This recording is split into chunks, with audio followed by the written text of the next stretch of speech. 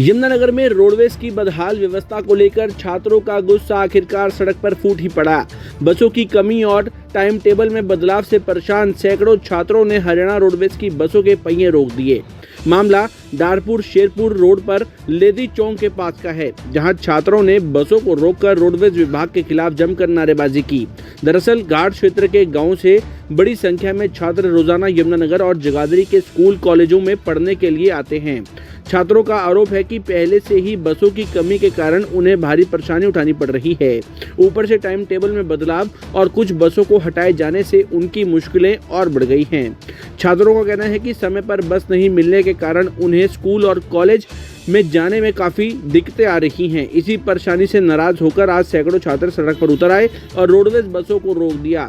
बसों के रुकते ही सड़क पर लंबा जाम लग गया और यातायात प्रभावित होने लगा। मामले की सूचना मिलते ही रोडवेज विभाग के अधिकारी और छछरौली पुलिस मौके पर पहुंची। अधिकारियों ने छात्रों को समझाने का प्रयास किया। छात्रों के विरोध के बाद रोडवेज विभाग के अधिकारी ने हटाई गई बसों को दोबारा लगाने का भरोसा जताया।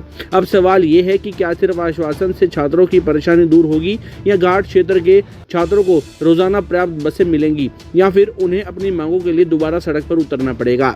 सवाल कई हैं। छात्रों का साफ कहना है कि उन्हें आश्वासन नहीं बल्कि नियमित और पर्याप्त बस सेवा चाहिए।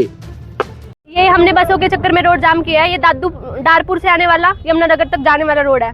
इस पे बसों की बहुत कमी है। ये बस दो चला रखे हैं इन्होंने, एक तो है डारपुर, एक है मद्दीपुर। ये बस वो इसमें ड्राइवर और कनेक्टर वो भेजे हैं जो 650 वाली में आते थे। इसके ड्राइवर और कनेक्टर मिसिंग है। मिसिंग का मतलब इन्होंने एक बस छोड़ दी 650 वाली। सेकंड बात, 850 पे एक बस आती थी कोर्ट से, वो आती थी सिर्फ लेडीज बस। उसका 3-4 महीने से कोई पता नहीं कि वो कहाँ है कहाँ नहीं। कह रहे हैं मैन पावर कमी है। अगर बंदों की कमी है तो ये वैकेंसियां क्यों नहीं निकाल रहे?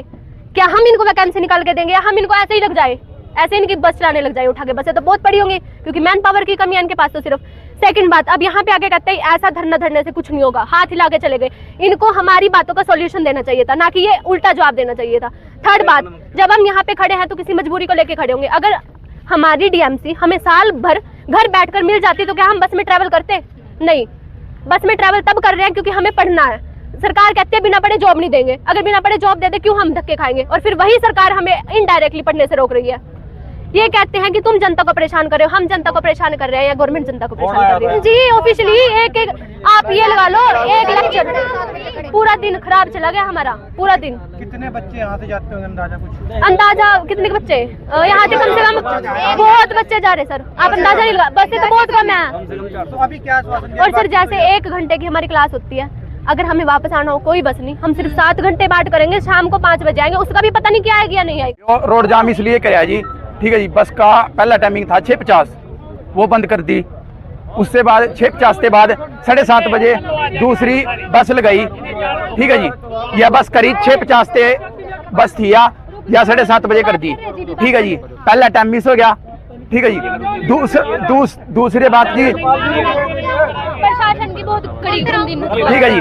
दूसरी बात, जो यह बस जागी या 8:30-9 बजे यमुनानगर पहुंच रही, ठीक है जी। तो अगला इसका गेड़ा मिस है, 9:30 वाला गेड़ा मिस है, ठीक है जी। या 10:30-11:30 बजे करीब बस आएगी। सूचना मिली थी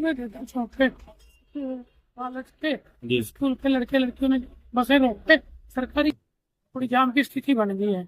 जिस पर हम सूचना पर मैं आया था, यहाँ बच्चों को समझा दिया। इनका इश्यू था भाई 1-2 टाइम बस के मिस हो गए। उसके मिस होने की वजह से जो सुबह का टाइम है, जिस टाइम में बच्चों का स्कूल कॉलेज है, उसमें ज्यादा क्राउड रश हो जाता है बसों में, जिस कारण इनको थोड़ी सी ऐसा सी होते हैं महसूस। तो अब डीआई साहब आए थे मौके पर रोडवेज के, उन्होंने टाइम एक्स्ट्रा बढ़ा दिया।